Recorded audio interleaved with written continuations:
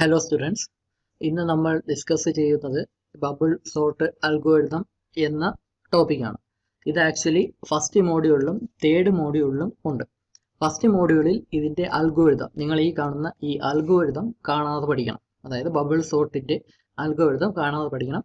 Third മോഡ്യൂളിൽ ഇത് ഇങ്ങനെ ഒരു അൽഗോരിതം ഉപയോഗിച്ച് പ്രോഗ്രാം എഴുതിയിട്ടുണ്ട്. അത് സ്റ്റാൻഡേർഡ് പ്രോഗ്രാമാണ്. ആ പ്രോഗ്രാമും കാണാതെ പഠിക്കേണ്ടി വരും. അപ്പോൾ ഈ ബബിൾ സോർട്ട് അൽഗോരിതം എന്താണ് എന്ന് നിങ്ങൾക്കറിയാം. ഈ സോർട്ടിംഗ് അൽഗോരിതം 1-2 ടൈപ്പ് ഉണ്ട്. അതിൽ ബബിൾ സോർട്ട് എന്ന ടൈപ്പാണ് നമുക്ക് നമ്മുടെ സിലബസിൽ മെൻഷൻ ചെയ്തിട്ടുള്ളത്. ഈ സോർട്ടിംഗ് എന്ന് പറഞ്ഞാൽ നിങ്ങൾക്കറിയാമല്ലോ, നമ്പേഴ്സിനെ സോർട്ട് ചെയ്യുക അസെൻഡിങ് ഓർഡറിലോ അല്ലെങ്കിൽ ഡിസെൻഡിങ് ഓർഡറിലോ ഒരു സെറ്റ് ഓഫ് നമ്പേഴ്സിനെ സോർട്ട് ചെയ്യാനായിട്ട് ഉപയോഗിക്കുന്ന അൽഗോരിതത്തെയാണ് സോർട്ടിംഗ് അൽഗോരിതം എന്ന് പറയുന്നത്. അത് 2-3 ടൈപ്പ് ഉണ്ട്. അതിൽ ബബിൾ സോർട്ട് എന്ന ടൈപ്പാണ് നമുക്ക് സിലബസിൽ മെൻഷൻ ചെയ്തിട്ടുള്ളത്. അപ്പം അതാണ് നമ്മൾ ഇന്ന് കാണുന്നത്. ഇതാണ് അതിൻ്റെ അൽഗോരിതം എന്ന് പറയുന്നത്. ഈ അൽഗോരിതം എക്സ്പ്ലെയിൻ ചെയ്യുന്നതിന് മുന്നേ അതിൻ്റെ ലോജിക് എന്താണെന്ന് ഞാൻ എക്സ്പ്ലെയിൻ ചെയ്യാം. ഞാനിവിടെ ഒരു സെറ്റ് ഓഫ് നമ്പേഴ്സ്, ഈ കാണിച്ചിരിക്കുന്നതാണ് സെറ്റ് ഓഫ് നമ്പേഴ്സ്. ഇതിനെ എനിക്ക് അസെൻഡിങ് ഓർഡറിൽ അറേഞ്ച് ചെയ്യണം. അസെൻഡിങ് ഓർഡർ എന്ന് പറയുമ്പോൾ ഇൻക്രീസിങ് ഓർഡറിൽ എനിക്ക് അറേഞ്ച് ചെയ്യണം. ഇതിപ്പം ഡിസെൻഡിങ് ഓർഡറിലാണ് ഈ തന്നിട്ടുള്ള അൽഗോരിതം. ഡിസെൻഡിങ് ഓർഡർ, അതായത് 9, 8, 7, 6, 5 എന്നീ നമ്പേഴ്സ് ഇങ്ങോട്ട് വരുമ്പോൾ കുറഞ്ഞു വരികയാണ്, റൈറ്റിലോട്ട് വരുമ്പോൾ കുറഞ്ഞു വരികയാണ്. അതായത് ഡിസെൻഡിങ് ഓർഡറിലാണ് തന്നിട്ടുള്ളത്. ഇതിനെ അസെൻഡിങ് ഓർഡറിലാക്കണം. അങ്ങനെ സോർട്ട് ചെയ്യണം, അസെൻഡിങ് ഓർഡറിൽ സോർട്ട് ചെയ്യണം. അങ്ങനെ കിട്ടുന്ന ഔട്ട്പുട്ടാണ് ഞാൻ ഇവിടെ ഈ കാണിച്ചിരുന്നത്. 5, 6, 7, 8, 9 എന്ന് അസെൻഡിങ് ഓർഡറിൽ അറേഞ്ച് ചെയ്തിട്ടുണ്ട്, ഓർഡറിലാക്കിയിട്ടുണ്ട്. അതായത് ഇത് ഇൻപുട്ടായിട്ട് കൊടുക്കുമ്പോൾ ഇത് ഫുള്ള് സോർട്ട് ചെയ്ത് ഇങ്ങനെ ഒരു ഔട്ട്പുട്ട് കിട്ടണം. ഇങ്ങനെ സോർട്ട് ചെയ്ത് അസെൻഡിങ് ഓർഡറിൽ സോർട്ട് ചെയ്ത് ഇങ്ങനെ ഒരു ഔട്ട്പുട്ട് കിട്ടാം. നമ്മുടെ പ്രോഗ്രാമിൽ ഇങ്ങനെ സെറ്റ് ഓഫ് നമ്പേഴ്സ് എൻ്റർ ചെയ്ത് കൊടുത്താൽ അതിൻ്റെ ഔട്ട്പുട്ടായിട്ട് ഇങ്ങനെ ഒരു സെറ്റായിട്ട് ഓർഡർ അറേഞ്ച് ചെയ്തിട്ടായിരിക്കും നമുക്ക് ഔട്ട്പുട്ട് കിട്ടുന്നത്. അത് പ്രോഗ്രാമിൽ നമ്മൾ ഇപ്പോൾ അതിൻ്റെ ലോജിക്കാണ് ആദ്യം പഠിക്കുന്നത്. അത് കഴിഞ്ഞിട്ട് അതിൻ്റെ അൽഗോരിതം എങ്ങനെ എഴുതും എന്ന് നമ്മൾ മനസ്സിലാക്കും. ആദ്യം നമുക്ക് ഇതാണ് അപ്പോൾ ഇൻപുട്ടായിട്ട് തരുന്നത്. ഇങ്ങനെ ഒരു ഓർഡറിൽ അറേഞ്ച് ചെയ്തിരിക്കുന്ന നമ്പേഴ്സ് തന്നിട്ടുണ്ട്. നമ്മൾ ചെയ്യുന്നത് എന്തെന്ന് വെച്ചാൽ, നിങ്ങളിവിടെ ശ്രദ്ധിക്കുക, ഇതിപ്പം അസെൻഡിങ് ഓർഡറിൽ അറേഞ്ച് ചെയ്തിട്ടുള്ള നമ്പേഴ്സാണ്. ഈ നമ്പേഴ്സിൻ്റെ ഒരു പ്രത്യേകത എന്തെന്ന് പറഞ്ഞാൽ നിങ്ങൾക്ക് ആൾറെഡി അറിയാം. നമ്മൾ ഓരോ പെയറായിട്ട് കൺസിഡർ ചെയ്യുക. പെയർ എന്ന് പറയുമ്പോൾ 2 നമ്പേഴ്സ്, അടുപ്പിച്ച് വരുന്ന 2 നമ്പേഴ്സായിട്ട് അതിനെ സെറ്റായിട്ട് എടുക്കുക. ഇങ്ങനെ അടുപ്പിച്ച് വരുന്ന 2 നമ്പേഴ്സിനെ ഒരു പെയറായിട്ട് എടുത്തിട്ട് അതിനെ കമ്പയർ ചെയ്യുമ്പോൾ എപ്പോഴും ആദ്യത്തെ നമ്പർ ചെറുതും രണ്ടാമത്തെ നമ്പർ വലുതുമായിരിക്കും. അതായത് ഇപ്പം ഈ പെയർ എടുക്കാം, 5 and 6. 5 and 6 എടുക്കുക. അപ്പം ഫസ്റ്റ് നമ്പർ 5 ആണ് ചെറുത്, സെക്കൻഡ് നമ്പർ 6 വലുതുമായിരിക്കും. നമുക്ക് അടുത്തൊരു പെയർ എടുക്കാം, 6 and 7. ഇതിലും ഫസ്റ്റ് നമ്പർ ചെറുതും സെക്കൻഡ് നമ്പർ വലുതുമാണ്. നമ്മളിപ്പോൾ ഏത് പെയർ എടുത്താലും, ഇതിപ്പം 5, 6 എടുക്കാം, 6, 7 എടുക്കാം, 7, 8 എടുക്കാം, 8, 9 എടുക്കാം. ഇതിൽ ഏത് പെയർ എടുത്താലും ആദ്യത്തെ നമ്പർ ചെറുതും രണ്ടാമത്തെ നമ്പർ വലുതുമായിരിക്കും. അങ്ങനെയാണ് അസെൻഡിങ് ഓർഡർ നമ്പേഴ്സ് വരുന്നത്. അപ്പോൾ ഈ ഒരു കൺസെപ്റ്റ് ഉപയോഗിച്ചാണ് നമ്മൾ ഈ നമ്പേഴ്സിനെയും ഓർഡറാക്കി അറേഞ്ച് ചെയ്യുന്നത്. ഇങ്ങനെ പെയർ ആയിട്ട് എടുത്തിട്ട് ആദ്യത്തെ നമ്പർ ചെറുതും രണ്ടാമത്തെ നമ്പർ വലുതും ആണോ എന്ന് ചെക്ക് ചെയ്യും. അങ്ങനെ അല്ല എങ്കിൽ അതിനെ ഇൻ്റർചേഞ്ച് ചെയ്യും. ഇൻ്റർചേഞ്ച് ചെയ്യുമ്പം അത് കറക്റ്റായിട്ട് വന്നോളും. വലിയ നമ്പർ ആദ്യത്തെ നമ്പർ ചെറുതും രണ്ടാമത്തെ നമ്പർ വലിയ നമ്പറുമായിട്ട് വന്നോളും. അത് നമുക്കിപ്പോൾ ഇവിടെ നോക്കാം. അപ്പം ഇതേ നമ്പർ തന്നെയാണ് ഞാൻ ഇവിടെ എഴുതിയിരിക്കുന്നത്. അതേ ഓർഡറിൽ തന്നെ എഴുതിയിട്ടുണ്ട്. 89765 എന്ന് എഴുതിയിട്ടുണ്ട്. ആ നമ്പർ തന്നെയാണ് ഇവിടെ എടുത്ത് എഴുതിയിട്ടുള്ളത്. നമ്മൾ ആദ്യത്തെ പെയർ കൺസിഡർ ചെയ്യുക, 9 and 8. ആദ്യത്തെ പെയർ, ആദ്യത്തെ നമ്പർ രണ്ടാമത്തെ നമ്പറും കൂടെ കമ്പയർ ചെയ്യുക.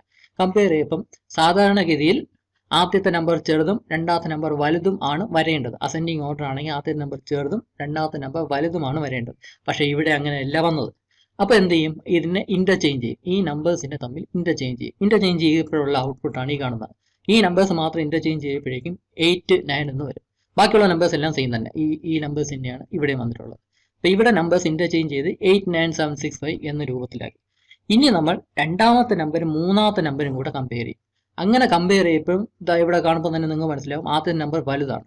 അപ്പോൾ എന്താണ് സംഭവിക്കുന്നത്? അപ്പോൾ എന്താണ് ചെയ്യേണ്ടത്? ഇതിനെ ഇൻ്റർചേഞ്ച് ചെയ്യും. പൊസിഷൻസ് ഇൻ്റർചേഞ്ച് ചെയ്യും. ഇൻ്റർചേഞ്ച് ചെയ്യുമ്പോഴുള്ള സെറ്റാണ് ഇവിടെ കിട്ടി. 9ഉം 7ഉം കൂടെ ഇൻ്റർചേഞ്ച് ചെയ്യുമ്പോൾ 7, 9 എന്ന സെറ്റപ്പ് കിട്ടി. ഇനി 7, 9 എന്ന ഓർഡറിൽ കിട്ടി. ഇനി അടുത്ത ഈ നമ്പർ, ഈ മൂന്നാമത്തെ നമ്പറും നാലാമത്തെ നമ്പറും കൂടെ കമ്പയർ ചെയ്യുക. അപ്പം മൂന്നാമത്തെ നമ്പർ വലുതും, അതായത് ഈ മൂന്നാമത്തെ നമ്പർ നാലാമത്തെ നമ്പറും കൂടെ കമ്പയർ ചെയ്യുമ്പോൾ ആദ്യത്തെ നമ്പർ വലുതും രണ്ടാമത്തെ നമ്പർ ചെറുതുമായി പോയി. 9നെ വീണ്ടും ഇൻ്റർചേഞ്ച് ചെയ്യുക. ഇൻ്റർചേഞ്ച് ചെയ്യുമ്പോൾ ഇങ്ങനെ കിട്ടും. ഈ 9, 6 എന്നുള്ള ഇൻ്റർചേഞ്ച് ചെയ്യുമ്പോൾ 6, 9 എന്നാവും. അത് കഴിഞ്ഞിട്ട് അടുത്തത് ഈ നാലാമത്തെ നമ്പരും അഞ്ചാമത്തെ നമ്പരും കൂടെ കമ്പയർ ചെയ്യുക. കമ്പയർ ചെയ്യുമ്പോൾ പഴയ പോലെ തന്നെ തിരിഞ്ഞാണ് വരുന്നത്. അതുകൊണ്ട് തന്നെ ഇൻ്റർചേഞ്ച് ചെയ്യുക. അപ്പോൾ 5, 9 എന്നായി. അപ്പം അതായത് ഒരു എൻഡിൽ നിന്ന് സ്റ്റാർട്ട് ചെയ്ത് 1 2 എന്നും പറഞ്ഞ് ആദ്യത്തെ എൻഡിൽ നിന്ന് സ്റ്റാർട്ട് ചെയ്ത് കമ്പയർ ചെയ്ത് ആദ്യത്തെ നമ്പർ ചെറുതും വലിയ നമ്പർ വലുതും ആക്കി ഇങ്ങറ്റം വരെ എത്തി. ഇങ്ങറ്റം വരെ എത്തിയപ്പോൾ നമ്മൾ ഓരോ പെയറായിട്ട് കൺസിഡർ ചെയ്താണ് ഇങ്ങനെ ഇന്റർചേഞ്ച് ചെയ്ത് ആദ്യത്തെ നമ്പർ വലുതും രണ്ടാമത്തെ നമ്പർ ചെറുതുമാണെങ്കിൽ അതിനെ ഇന്റർചേഞ്ച് ചെയ്ത് അതിനെ മാത്രം ശരിയാക്കും. എന്നിട്ട് അടുത്ത പെയർ ചെക്ക് ചെയ്യും. അങ്ങനെ ചെക്ക് ചെയ്ത് ഇങ്ങറ്റം വരെ എത്തി. ഇപ്പോൾ സംഭവിച്ച എന്തെന്ന് വെച്ചാൽ ഈ സെറ്റ് ഓഫ് നമ്പേഴ്സിൽ ഏറ്റവും ഹയസ്റ്റ് നമ്പർ ഏതാണ്, അതായത് ഏറ്റവും ലാർജസ്റ്റ് നമ്പർ ഏതാണ്, അതാണ് ഇങ്ങേ അറ്റത്തെത്തിയത്. ഇവിടെ നിന്ന് സ്റ്റാർട്ട് ചെയ്ത് ഇത്രയും കഴിഞ്ഞപ്പോഴേക്കും ആ ലാർജസ്റ്റ് ഈ സെറ്റ് ഓഫ് നമ്പേഴ്സിൽ ഏറ്റവും ലാർജസ്റ്റ് നമ്പർ ഏതാണോ അത് റൈറ്റ് എൻഡിലെത്തി. അതായത് നമുക്ക് കിട്ടേണ്ട ഔട്ട്പുട്ടിൽ ആ ഏറ്റവും റൈറ്റ് എൻഡിലെ നമ്പർ നമുക്ക് ഇവിടെ കിട്ടിക്കഴിഞ്ഞു. ഈ ഒരു നമ്പർ നമുക്ക് ഇവിടെ കിട്ടിക്കഴിഞ്ഞു. ഇതിൻ്റെ പൊസിഷൻ കറക്റ്റ് ആയി കഴിഞ്ഞു. നമുക്ക് ഇവിടെ ഇങ്ങനെ അതുകൊണ്ട് റെഡ് കളറിൽ കൊടുത്തത് ഈ ഒരു പൊസിഷൻ കറക്റ്റ് ആയി കഴിഞ്ഞു. ഇനി നമ്മൾ ഈ ചെയ്ത പ്രൊസീജിയർ ഈ സെറ്റ് ഉപയോഗിച്ച് വീണ്ടും ചെയ്യാം. ഞാനിപ്പോൾ ഈ പറഞ്ഞത് റൗണ്ട് 1 ആയിട്ടുള്ളൂ. ഇനി അടുത്ത റൗണ്ട് 2 ഉണ്ട്. റൗണ്ട് 2ൽ ഈ സെറ്റ് ഓഫ് നമ്പേഴ്സിനെയാണ് ഞാൻ ഇപ്പോൾ പറഞ്ഞ പോലെ തന്നെ പെയർ ആയിട്ട് കമ്പയർ ചെയ്തിട്ട് വീണ്ടും അറേഞ്ച് ചെയ്യണം. അത് നമുക്ക് നോക്കാം. ഇത് സെക്കൻഡ് റൗണ്ടാണ്. സെക്കൻഡ് റൗണ്ടിന് വീണ്ടും ആദ്യത്തെ നമ്പറും രണ്ടാമത്തെ നമ്പറും കൂടെ കമ്പയർ ചെയ്യുക. അപ്പോൾ ഇവിടെ തിരിഞ്ഞാണ് വരുന്നത്. ആദ്യത്തെ നമ്പർ വലുതായിപ്പോയി. അപ്പോൾ അതുകൊണ്ട് ഇന്റർചേഞ്ച് ചെയ്യുമ്പോൾ നമുക്ക് ഇങ്ങനെ ഒരു സംഭവം കിട്ടും. 8 7 എന്നുള്ളത് 7 8 ആവും. ഇനി അടുത്ത ഈ രണ്ടാമത്തെ നമ്പറും മൂന്നാമത്തെ നമ്പറും കൂടെ കമ്പയർ ചെയ്യുക. അപ്പോഴും ഈ പ്രശ്നമുണ്ട്. അപ്പോൾ വീണ്ടും ഇന്റർചേഞ്ച് ചെയ്യുക. ഇതിപ്പം കുഴപ്പമില്ലാതെ നോർമലായിട്ടാണ് വരുന്നതെങ്കിൽ, അതായത് ആദ്യത്തെ നമ്പർ ചെറുതും രണ്ടാമത്തെ നമ്പർ വലുതുമാണെങ്കിൽ നമ്മളൊന്നും ചെയ്യത്തില്ല, സ്കിപ്പ് ചെയ്തിട്ട് അടുത്ത നമ്പേഴ്സ് തമ്മിൽ കമ്പയർ ചെയ്യാൻ പോകും. പക്ഷേ ഇവിടെ ഇപ്പം ആദ്യത്തെ നമ്പർ വലുതും രണ്ടാമത്തെ നമ്പർ ചെറുതുമായിപ്പോയി. അതുകൊണ്ട് അതിനെ വീണ്ടും ഇന്റർചേഞ്ച് ചെയ്യുക. 8 6 എന്നുള്ളത് 6 8 ആക്കി. അപ്പം ഇതിവിടെ എഴുതിയിട്ട് ഇനി അടുത്ത ഈ നമ്പർ മൂന്നാമത്തെ നമ്പർ നാലാമത്തെ നമ്പറും കൂടെ കമ്പയർ ചെയ്യുക. അപ്പം അതും ഈ പ്രശ്നമുണ്ട്. അപ്പം അതിനെ തമ്മിൽ ഇന്റർചേഞ്ച് ചെയ്യുക. അപ്പം ഇവിടെ ഇങ്ങനെ കിട്ടി 5 1 8 1 കിട്ടി. അപ്പം ഇവിടെ ഇപ്പോൾ സംഭവിച്ചതെന്ന് വെച്ചാൽ രണ്ടാമത്തെ റൗണ്ട് കഴിഞ്ഞപ്പോഴേക്കും ഈ ബാക്കിയുള്ള നമ്പേഴ്സിൽ ഈ നമ്പർ കൺസിഡർ ചെയ്യേണ്ട ബാക്കിയുള്ള നമ്പേഴ്സിൽ ബിഗസ്റ്റ് നമ്പർ ഏതാണോ ആ നമ്പർ ഇവിടെ രണ്ടാമത് എത്തിയിട്ടുണ്ട്. അതായത് റൈറ്റ് എൻഡിൽ നിന്ന് സെക്കൻഡ് എത്തിയിട്ടുണ്ട്. സെക്കൻഡ് ലാർജസ്റ്റ് നമ്പർ റൈറ്റ് എൻഡിൽ നിന്ന് സെക്കൻഡ് എത്തിയിട്ടുണ്ട്.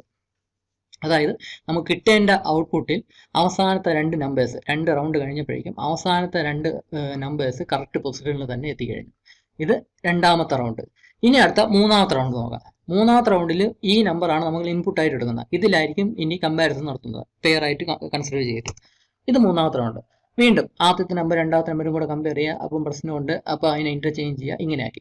ഇനി രണ്ടാമത്തെ നമ്പർ മൂന്നാമത്തെ നമ്പറും കൂടെ കമ്പയർ ചെയ്യുക. അവിടെയും പ്രശ്നമുണ്ട്. ഇന്റർചേഞ്ച് ചെയ്ത് അതിനെയും കറക്റ്റ് ആക്കി. തീർന്നു. ഇനി നമ്മൾ ബാക്കിയുള്ള കമ്പയർ ചെയ്യേണ്ട ആവശ്യമില്ല. ഈ 7 8 8 9 തമ്മിൽ കമ്പയർ ചെയ്യേണ്ട ആവശ്യമില്ല. കാരണം അത് ആൾറെഡി ഓർഡറിലാക്കി കഴിഞ്ഞു. അതുകൊണ്ട് ഇനി ബാക്കിയുള്ള കൺസിഡർ ചെയ്യേണ്ട. നമ്മൾ ഇതുവരെ വെച്ച് നിർത്തി. ഇപ്പോൾ സംഭവിച്ചതെന്ന് വെച്ചാൽ ഈ സെറ്റ് ഓഫ് നമ്പേഴ്സിൽ ഏറ്റവും വലിയ മൂന്നാമത്തെ നമ്പർ ഏതോ അത് റൈറ്റ് എൻഡിൽ നിന്ന് മൂന്നാമത് എത്തിക്കഴിഞ്ഞു. അതായത് കിട്ടേണ്ട ഔട്ട്പുട്ടിന്റെ അവസാനത്തെ 3 നമ്പേഴ്സ് കറക്റ്റ് പൊസിഷനിലായി കഴിഞ്ഞു. മൂന്നാമത്തെ റൗണ്ട് കഴിഞ്ഞപ്പോഴേക്കും നമുക്ക് കിട്ടേണ്ട ഔട്ട്പുട്ടിന്റെ അവസാനത്തെ 3 നമ്പേഴ്സ് കറക്റ്റ് പൊസിഷനിലായി കഴിഞ്ഞു. ഇനി ബാക്കി 2 എണ്ണം കൂടെ നമുക്ക് സോർട്ട് ചെയ്യേണ്ട ആവശ്യമുള്ളൂ. ഇത് 2 എണ്ണം ആൾറെഡി സോർട്ട് ചെയ്ത് കഴിഞ്ഞു. ഇനി ആദ്യത്തെ 2 നമ്പേഴ്സ് മാത്രമേ സോർട്ട് ചെയ്യേണ്ട ആവശ്യമുള്ളൂ. ഇനി അത് നോക്കാം.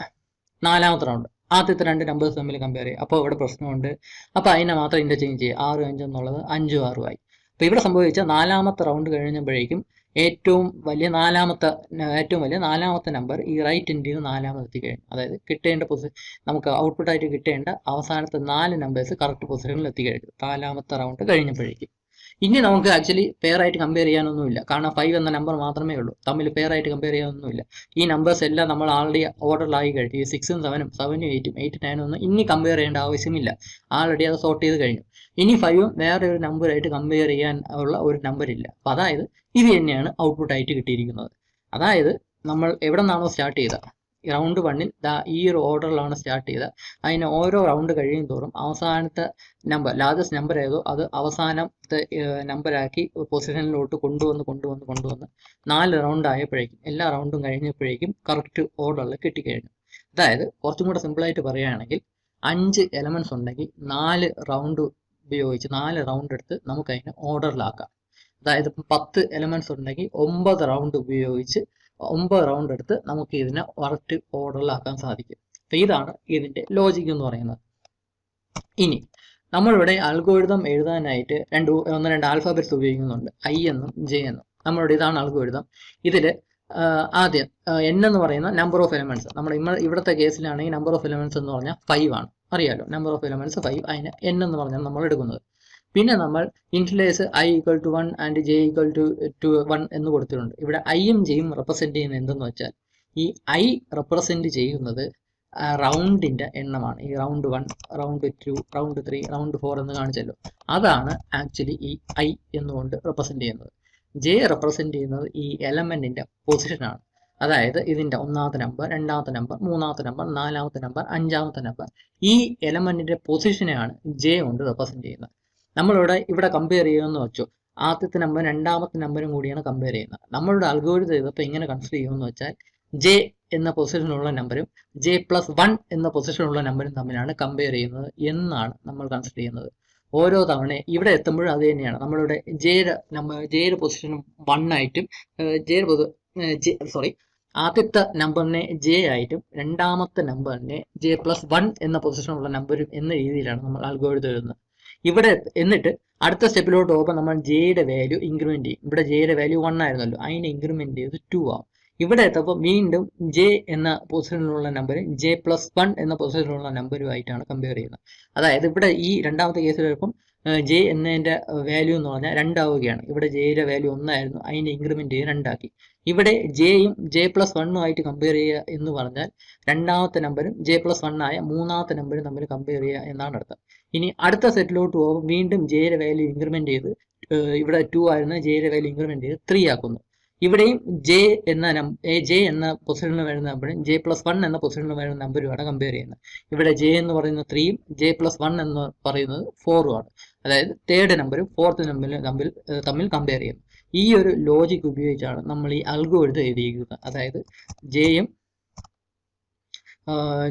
ജെ പ്ലസ് 1 ജെത്തെ ടേമും ജെ പ്ലസ് 1 ടേമും തമ്മിലാണ് കമ്പാരിസൺ നടക്കുന്നത് എന്നാണ് നമ്മളിവിടെ കൺസിഡർ ചെയ്യുന്നത്. ഓരോ ഇതിലോട്ട് മാറും തോറും, ഓരോ സ്റ്റെപ്പിലോട്ട് മാറും തോറും ജെയുടെ വാല്യൂ ഇൻക്രിമെന്റ് ചെയ്തുകൊണ്ടിരിക്കും. എന്നിട്ട് ജെയും ജെ പ്ലസ് 1ഉം ആ തമ്മിലുള്ള നമ്പേഴ്സ് തമ്മിലുള്ള പേരാണ് നമ്മൾ കമ്പയർ ചെയ്ത് നോക്കുന്നത്. ഇനി അപ്പം n എന്ന് പറയുന്ന total number of elements, I എന്ന് പറയുന്ന റൗണ്ടിന്റെ നമ്പർ, എത്ര റൗണ്ട് ഉണ്ട് എന്ന അതിന്റെ നമ്പർ, ജെ എന്ന് പറയുന്നത് ഈ position number, first number, second number, third number, ആ പൊസിഷൻ കാണിക്കാനാണ് ജെ എന്ന ആൽഫാബറ്റ് ഉപയോഗിക്കുന്നത്. ഇവിടെ ശ്രദ്ധിക്കേണ്ട കാര്യം, എത്ര റൗണ്ട് ഉണ്ട് എന്ന് നമ്മളിവിടെ കണ്ടെത്തി. ഇവിടെ 5 എലമെന്റ്സ് ആണെങ്കിൽ 4 റൗണ്ട് ഉപയോഗിച്ചാണ് ഇത്രയും എലമെന്റ്സിനെ സോർട്ട് ചെയ്തത്. അതായത് 5 എലമെന്റ്സ് ഉണ്ടെങ്കിൽ 4 റൗണ്ട് എടുക്കേണ്ടി വന്നു.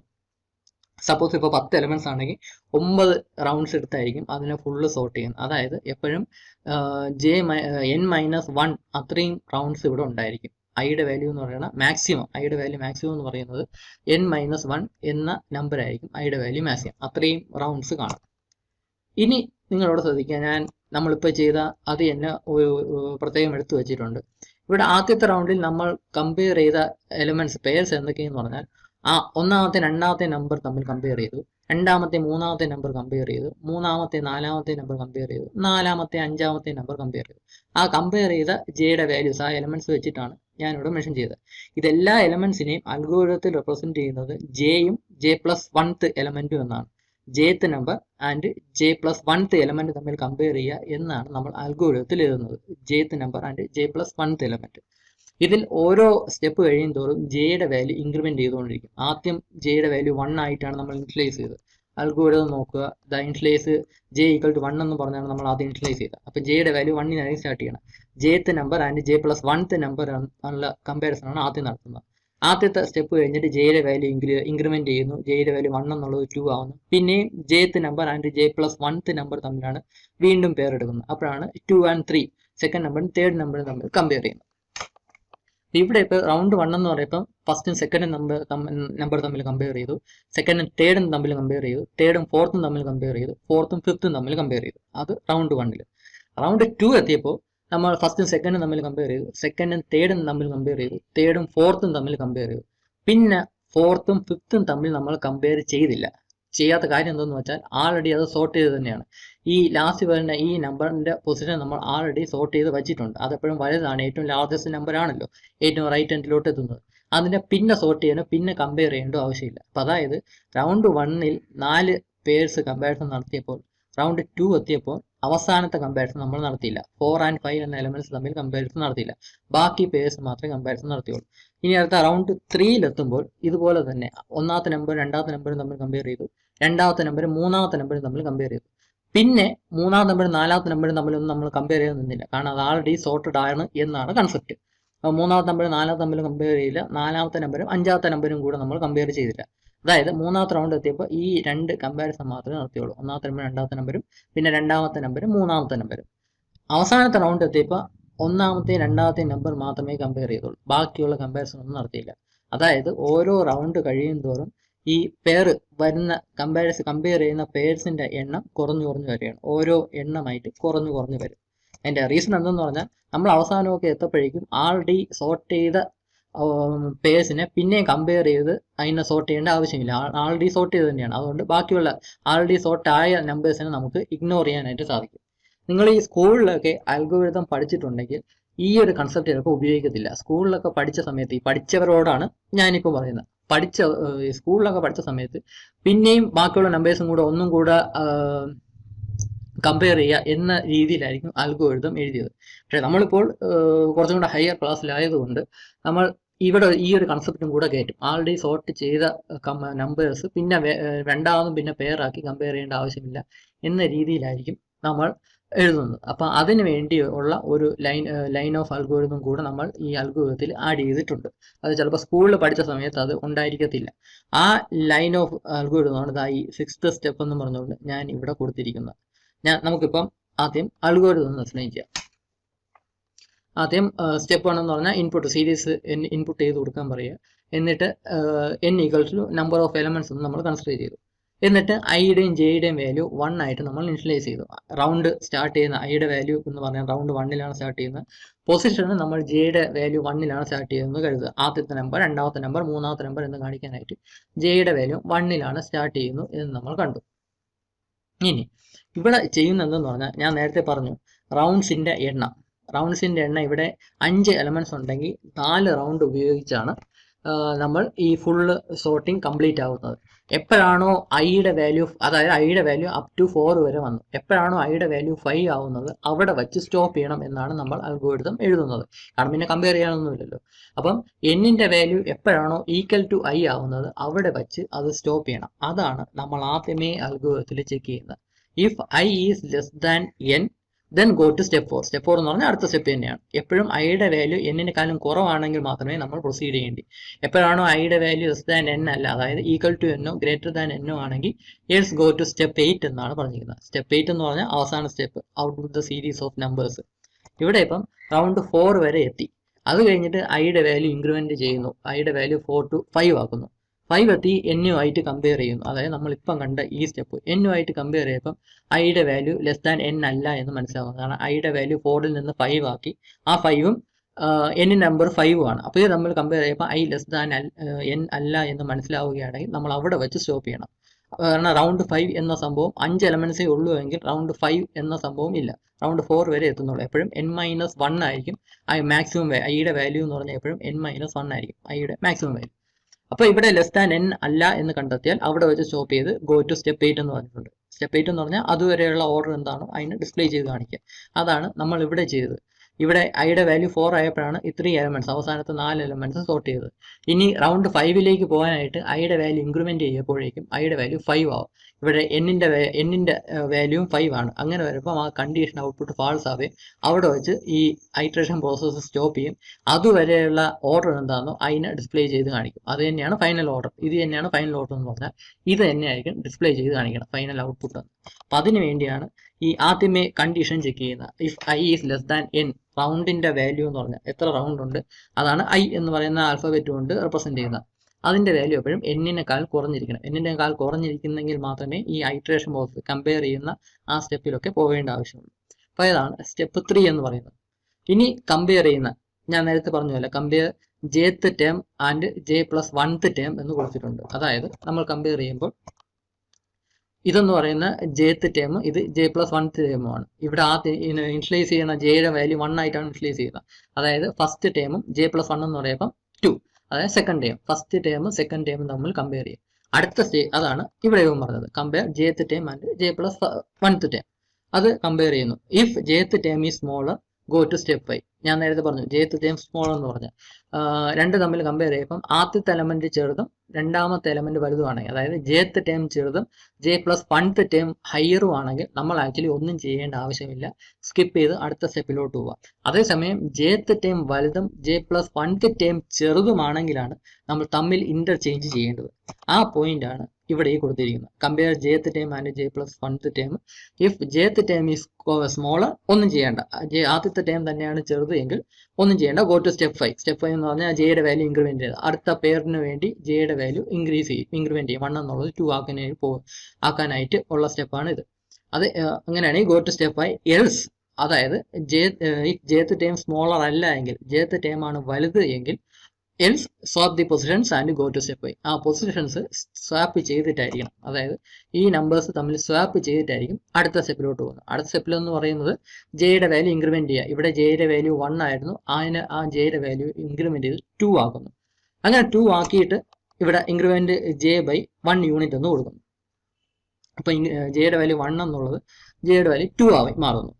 ഇനി വീണ്ടും ഒരു കണ്ടീഷൻ ചെക്ക് ചെയ്യാണ്. If j is less than or equal to n minus i, go to step 4, else go to step 7. ഈ സംഭവം എന്തെന്ന് വെച്ചാൽ ഇതാണ് ഏറ്റവും കൺഫ്യൂസിംഗ് ആയിട്ടുള്ള, ഏറ്റവും ഇമ്പോർട്ടൻ്റ് ആയിട്ടുള്ള ലൈൻ എന്ന് പറയുന്നത് ഈ അൽഗോരിതത്തിൽ. ഇവിടെ ഉദ്ദേശിക്കുന്നത് ഈ സോർട്ട് ചെയ്ത് കഴിഞ്ഞ എലമെന്റ്സിനെ പിന്നെ കമ്പയർ ചെയ്യേണ്ട ആവശ്യമില്ല, നമ്മൾ അവിടെ ഇഗ്നോർ ചെയ്യാണല്ലോ. ഇവിടെ കേസ് റൗണ്ട് 3ൽ തന്നെ 1 and 2 നമ്മൾ ചെക്ക് ചെയ്തു, 2 and 3 നമ്മൾ പെയർ ചെക്ക് ചെയ്തു. അത് കഴിഞ്ഞ് 3 and 4 നമ്മൾ പിന്നെ ചെക്ക് ചെയ്യേണ്ട ആവശ്യമില്ല, കാരണം ആൾറെഡി സോർട്ട് ചെയ്തതാണ്.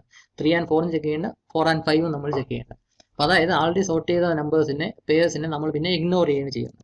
അതിനു വേണ്ടിയുള്ള കണ്ടീഷനാണ് ഇവിടെ കൊടുത്തിരിക്കുന്നത്. നമ്മളിത് എങ്ങനെ കണ്ടെത്തും എന്ന് പറഞ്ഞാൽ, ഇവിടെ നമുക്ക് പഠിക്കാനുള്ള അൽഗോരിതത്തിന്റെ പാർട്ട് ഞാനിവിടെ കാണിച്ചിട്ടുണ്ട്. ഇവിടെ ഈ ലൈൻ ഓഫ് സ്റ്റേറ്റ്മെന്റ് ആണ് നമുക്ക് ഏറ്റവും ഇമ്പോർട്ടൻ്റ് ആയിട്ട് മനസ്സിലാക്കേണ്ടത്. ഇവിടെ if J is less than or equal to n minus I, go to step 4, else go to step 7 എന്ന് കൊടുത്തിട്ടുണ്ട്. ഈ സംഭവത്തിന്, ഈ ലൈനെയാണ് ഞാൻ ഈ ഒരു ഇക്വേഷൻ രൂപത്തിൽ ക്രിയേറ്റ് ചെയ്തത്. J less than or equal to n minus 1 എന്ന കണ്ടീഷൻ. ഈ കണ്ടീഷന്റെ ഔട്ട്പുട്ട് ട്രൂ ആണ് എങ്കിൽ, അതായത് ജെയുടെ വാല്യൂ n മൈനസ് ഐയേക്കാളും ഈക്വൽ ടു അല്ലെങ്കിൽ സ്മോളർ ആണെങ്കിൽ മാത്രമേ വീണ്ടും അടുത്ത പെയർ കമ്പാരിസണിലോട്ട് പോവുള്ളൂ. Jth term and j plus oneth term എന്ന കമ്പാരിസണിലോട്ട് പോകത്തുള്ളൂ. ഇവിടെ ഇപ്പം നോക്കാം, നമ്മളിപ്പോൾ തേർഡ് റൗണ്ടിലാണ് നിൽക്കുന്നത്. ഇതാണ് ഇക്വേഷൻ. നമ്മൾ അതിന്റെ വാല്യൂസ് സബ്സ്റ്റിറ്റ്യൂട്ട് ചെയ്യുകയാണ്. n എന്ന് പറയുന്നത് 5ഉം ഐയുടെ വാല്യൂ റൗണ്ട് 3 ആണ്, അപ്പോൾ ഐയുടെ വാല്യൂ 3 ആണ്.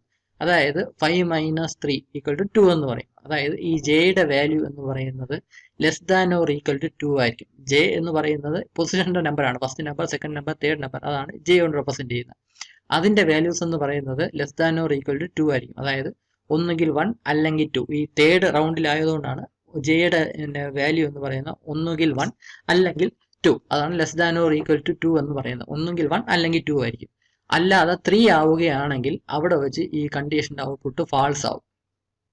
ഇവിടെ ഇപ്പൊ നമ്മൾ കണ്ടു, മൂന്നാമത്തെ റൗണ്ടിൽ ആദ്യത്തെ നമ്പർ രണ്ടാമത്തെ നമ്പറും തമ്മിൽ കമ്പയർ ചെയ്യുന്നു. അപ്പൊ ആദ്യത്തെ നമ്പർ വലുതായതുകൊണ്ട് അതിനെ ഇന്റർചേഞ്ച് ചെയ്യുന്നു. ഇന്റർചേഞ്ച് ചെയ്ത് കഴിഞ്ഞിട്ട് രണ്ടാമത്തെ നമ്പറും മൂന്നാമത്തെ നമ്പറും കൂടെ കമ്പയർ ചെയ്യുന്നു. അതാണ് ഇവിടെ കണ്ടത്. ഇന്റർചേഞ്ച് ചെയ്ത് കഴിഞ്ഞിട്ട് ജെയുടെ വാല്യൂ നമ്മൾ ഇൻക്രിമെന്റ് ചെയ്യും. ജെയുടെ വാല്യൂ 1 എന്നുള്ളത് ജെയുടെ വാല്യൂ ഇൻക്രിമെന്റ് ചെയ്ത് 2 ആകും.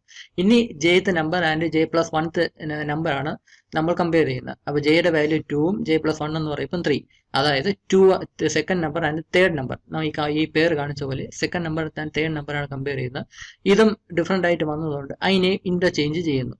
ഇന്റർചേഞ്ച് ചെയ്ത് കഴിഞ്ഞിട്ട് ഇനി ബാക്കിയുള്ള നമ്പേഴ്സിന്റെ പേര് നമ്മൾ കമ്പയർ ചെയ്യേണ്ട ആവശ്യമില്ല. ഈ 2 and 3 second and third number compare ചെയ്ത് കഴിഞ്ഞിട്ട് ഇനി തേർഡ് ആൻഡ് ഫോർത്ത് ആൻഡ് ഫിഫ്ത്തും ഒന്നും നമ്മൾ കമ്പയർ ചെയ്യേണ്ട ആവശ്യമില്ല, കാരണം ആൾറെഡി സോർട്ടഡ് ആണ്. അപ്പൊ അത് ചെക്ക് ചെയ്യാൻ വേണ്ടിയാണ് ഈ ഒരു കണ്ടീഷൻ കൊടുത്തിരിക്കുന്നത്. ഇവിടെ നമ്മൾ കണ്ടു ജെയുടെ വാല്യൂ എന്ന് പറഞ്ഞാൽ എപ്പോഴും less than or equal to 2 ആയിരിക്കണം. ഇവിടെ ജെയുടെ വാല്യൂ ആൾറെഡി 2 എത്തിക്കഴിഞ്ഞു, അതായത് ഈക്വൽ ടു 2 എത്തിക്കഴിഞ്ഞു. ഇനി ജെയുടെ വാല്യൂ ഇത് കഴിഞ്ഞിട്ട് 1 ഇൻക്രിമെന്റ് ചെയ്യുമ്പോഴേക്കും ജെയുടെ വാല്യൂ 3 ആയി മാറുന്നു. ആ 3 ആവുമ്പോഴത്തേക്കും ഈ ഒരു കണ്ടീഷന്റെ ഔട്ട്പുട്ട് ഫാൾസ് ആവുന്നു. ഇതാ ഇവിടെ if j is less than or equal to n minus 1, go to step 4, else go to step 7. ഇവിടെ ജെയുടെ വാല്യൂ 3 ആയി കഴിയുകയാണെങ്കിൽ പിന്നെ ആ കണ്ടീഷന്റെ ഇത് ഫാൾസ് ആവുകയും ഗോ ടു സ്റ്റെപ്പ് 7 ആയിരിക്കും പോകുന്നത്. ഗോ ടു സ്റ്റെപ്പ് 7 എന്ന് പറഞ്ഞാൽ ഇൻക്രിമെന്റ് i by 1 യൂണിറ്റ് എന്ന് പറഞ്ഞിട്ടുണ്ട്. ഇവിടെ സംഭവിക്കുന്നത് എന്തെന്ന് വെച്ചാൽ ഇവിടെ എത്തിക്കഴിഞ്ഞാൽ ഇനി അടുത്ത റൗണ്ടിലേക്ക് പോകണം. നമ്മളിവിടെ ആദ്യത്തെ നമ്പർ രണ്ടാമത്തെ നമ്പറും കൂടെ കമ്പയർ ചെയ്തു. അത് കഴിഞ്ഞ് രണ്ടാമത്തെ നമ്പറും മൂന്നാമത്തെ നമ്പറും കൂടെ കമ്പയർ ചെയ്തു. അവിടെ വെച്ച് നിന്നു. ഇനി മൂന്നാമത്തെ നമ്പർ നാലാമത്തെ നമ്പർ ഒന്നും കമ്പയർ ചെയ്യേണ്ട ആവശ്യമില്ല. അപ്പൊ രണ്ടാമത്തെ നമ്പറും മൂന്നാമത്തെ നമ്പറും വെച്ച് സ്റ്റോപ്പ് ചെയ്തു. ഇനി അടുത്തത് നമ്മൾ അടുത്ത റൗണ്ടിലോട്ടാണ് പോകേണ്ടത്. അപ്പൊ അതിനു വേണ്ടിയാണ് ഐയുടെ വാല്യൂ ഇൻക്രിമെന്റ് ചെയ്യുന്നത്. അതാണ് നമ്മളിവിടെ എൽസ് ഗോ ടു സ്റ്റെപ്പ് 7 എന്ന് പറഞ്ഞ് ഇൻക്രിമെന്റ് ഐ ബൈ 1 യൂണിറ്റ് എന്ന് പറയുന്നത്. അപ്പൊ ഐയുടെ വാല്യൂ 3 എന്നുള്ളത് 4 ആവും. അപ്പൊ വീണ്ടും അടുത്ത റൗണ്ടിലോട്ട് പോയി കമ്പാരിസൺ ഇവിടെ നടക്കും. തേർഡ് സ്റ്റെപ്പ് എന്ന് പറഞ്ഞാൽ പിന്നെയും ചെക്ക് ചെയ്യണ സ്റ്റെപ്പാണ്. ഐയുടെ വാല്യൂ ലെസ് ദാൻ എൻ ആണോ എന്ന് ചെക്ക് ചെയ്യുന്ന ആ സ്റ്റെപ്പിലോട്ടാണ് അവിടെ പോകുന്നത്. എന്നിട്ടായിരിക്കും ബാക്കി കമ്പാരിസൺ അവിടെ നടക്കുന്നത്. അതേസമയം നമുക്കിപ്പം ഇതേ സംഭവം തന്നെ ഇവിടെ നോക്കാം. ഇവിടത്തെ കേസിൽ നോക്കാം. ആദ്യത്തെ സെക്കൻഡ് റൗണ്ടിൽ നോക്കാം. ആദ്യത്തെ നമ്പർ രണ്ടാമത്തെ നമ്പറിനും കൂടെ കമ്പയർ ചെയ്തു. രണ്ടാമത്തെ നമ്പർ മൂന്നാമത്തെ നമ്പരും കൂടെ കമ്പയർ ചെയ്തു. മൂന്നാമത്തെ നമ്പർ നാലാമത്തെ നമ്പരും കൂടെ കമ്പയർ ചെയ്ത് കഴിഞ്ഞു. ഇവിടെ നമ്മൾ കണ്ടീഷൻ എങ്ങനെയെന്ന് പറഞ്ഞാൽ J less than or equal to n - 1 ആണ്. ഇവിടെ n 5ഉം ഐയുടെ വാല്യൂ 2 ആണ്. അതായത് 5 - 2 3 എന്ന് വരും. അതായത് ജെയുടെ വാല്യൂ അപ് ടു 3 വരെ വരാവും. അതായത് ഇവിടെ വന്നു കഴിഞ്ഞു. അതായത് ഫസ്റ്റ് സെക്കൻഡും തേർഡും തമ്മിൽ കമ്പയർ ചെയ്യും. തേർഡും ഫോർത്തും തമ്മിൽ കമ്പയർ ചെയ്യും. ജെയുടെ വാല്യൂ അപ്പോൾ ഇവിടെ 3 നിൽക്കുന്നുള്ളൂ. എപ്പോഴാണോ ജെയുടെ വാല്യൂ 4 ആവുന്നത്, ഈ സ്റ്റെപ്പ് കഴിഞ്ഞിട്ട് അടുത്ത ജെയുടെ വാല്യൂ ഇൻക്രിമെന്റ് ചെയ്ത് 4 ആവും. പിന്നെ 4 ആയി കഴിഞ്ഞാൽ പിന്നെ ഫോർത്ത് നമ്പറും ഫിഫ്ത്ത് നമ്പറും കൂടെ കമ്പയർ ചെയ്യേണ്ട ആവശ്യമില്ല. ആൾറെഡി അത് പെയർഡ് ആണ്. അപ്പൊ അതായത് ഈ 3 and 4 എന്ന പെയർ എത്തിക്കഴിഞ്ഞ് അടുത്ത സ്റ്റെപ്പ് എത്തപ്പോഴേക്കും അത് സ്റ്റോപ്പ് ചെയ്ത് അടുത്ത റൗണ്ടിലോട്ട് പോകണം. അപ്പൊ ആ റൗണ്ടിലോട്ട് പോകാനുള്ള സ്റ്റെപ്പാണ് നമ്മൾ ഇവിടെ കണ്ടത്. ഇവിടെ j less than or equal to n - i ആണെങ്കിൽ മാത്രമേ ഈ jth and j plus 1th term comparison എടുക്കത്തുള്ളൂ. അതേസമയം ആ ജെയുടെ വാല്യൂ n - i എന്ന വാല്യൂവിനെക്കാളും ഈ കൂടുകയാണെങ്കിൽ അടുത്ത റൗണ്ടിലോട്ട് പോകണം. അതിനാണ് ഗോ ടു സ്റ്റെപ്പ് 7 എന്ന് കൊടുത്തിട്ടുള്ളത്. ഇത് ചിലപ്പോൾ സ്കൂളിൽ പഠിക്കുന്ന സമയത്ത് ഈ ഒരു കൺസെപ്റ്റ് ആഡ് ചെയ്ത് കാണത്തില്ല. അതില്ലാതെയായിരിക്കും നിങ്ങൾ പഠിച്ചത്. ഇവിടെ നമുക്ക് ആ ഒരു കൺസെപ്റ്റും കൂടെ പഠിക്കേണ്ടതായിട്ടുണ്ട്. അതായത് ആൾറെഡി സോർട്ട് ചെയ്ത എലമെന്റ്സിനെ പിന്നെ നമ്മൾ കൺസിഡർ ചെയ്യുന്നില്ല, അതിനെ ഇഗ്നോർ ചെയ്യണം. അതിനു വേണ്ടിയാണ് ഈ ഒരു ലൈൻ ഓഫ് കമാൻഡ് കൂടെ അൽഗോരിതത്തിൽ ആഡ് ചെയ്തിട്ടുള്ളത്. അപ്പം ഇങ്ങനെയാണ് ഇതിന്റെ ബബിൾ സോർട്ട് അൽഗോരിതം വരുന്നത്. നിങ്ങൾ ചെയ്യേണ്ടത് ഇതേപോലെ തന്നെ ഇതേ ഓർഡറിൽ തന്നെ കാണാതെ പഠിക്കാനായിട്ട് നോക്കുക. ഈ സ്റ്റെപ്പ് 8 ഇത്രയും സ്റ്റെപ്പ് ഇതേ ഓർഡറിൽ തന്നെ കാണാതെ പഠിക്കാനായിട്ട് ശ്രമിക്കുക. കാണാതെ എല്ലാവർക്കും അറിയാവുന്നവർക്കും ഇതിന്റെ ലോജിക്ക് മനസ്സിലായവർക്കും ഇത് നല്ലവണ്ണം ലോജിക്ക് അറിയാവുന്നവർക്കും എല്ലാം ഈ സ്റ്റെപ്സ് എല്ലാം കാണാതെ പഠിച്ചാൽ മാത്രമേ അവർക്കും എഴുതാൻ സാധിക്കുകയുള്ളൂ. അപ്പോൾ ഈ അൽഗോരിതം കാണാതെ പഠിക്കുക. എക്സാം ഉണ്ടെങ്കിൽ ഒരു 10 മാർക്കിന് ചോദിക്കാൻ സാധ്യതയുള്ള ഫസ്റ്റ് മോഡ്യൂളിൽ ഏറ്റവും ഇമ്പോർട്ടൻ്റ് ആയിട്ടുള്ള ക്വസ്റ്റ്യൻ ആണ് ഈ ബബിൾ സോർട്ട് അൽഗോരിതം. ഈ അൽഗോരിതം ഇതേപോലെ തന്നെ കാണാതെ പഠിക്കുക. ഇതുപോലെ ഒരു അൽഗോരിതത്തിന്റെ പ്രോഗ്രാം നമ്മൾ തേർഡ് മോഡ്യൂളിലും അറേസിന്റെ അകത്ത് ബബിൾ സോർട്ട് അൽഗോരിതത്തിന്റെ പ്രോഗ്രാമും പഠിക്കാനുണ്ട്. അപ്പോൾ ആ സമയത്ത് ഇതിന്റെ പ്രോഗ്രാം എങ്ങനെയാണ് എഴുതുന്നത് എന്ന് നമുക്ക് മനസ്സിലാക്കാനാവും. അപ്പം നിങ്ങൾ ഈ വീഡിയോ തന്നെ 1-2 തവണ കാണുമ്പോഴേക്കും ഏകദേശം ഒരു ഐഡിയ കിട്ടും. ഐഡിയ കിട്ടുന്നതിലല്ല സത്യം പറഞ്ഞ കാര്യം, ഈ അൽഗോരിതം കാണാതെ പഠിക്കുന്നതിൽ തന്നെയാണ്. എക്സാമിന്റെ സമയത്ത് ലോജിക്കും മനസ്സിലായിട്ട് ചെന്ന് നമുക്ക് അവിടെ വെച്ച് ഇരുന്ന് നമുക്ക് ഈ അൽഗോരിതം എഴുതി ഉണ്ടാക്കാൻ കഴിയും എന്ന് വിചാരിച്ച് കളയരുത്. ഇത് കാണാതെ പഠിച്ചാൽ മാത്രമേ നമുക്ക് അൽഗോരിതം എഴുതാനായിട്ട് സാധിക്കുകയുള്ളൂ. അതുകൊണ്ട് അൽഗോരിതം കാണാതെ പഠിക്കാൻ ശ്രമിക്കുക. ഇത്രയേ ഉള്ളൂ. Thank you.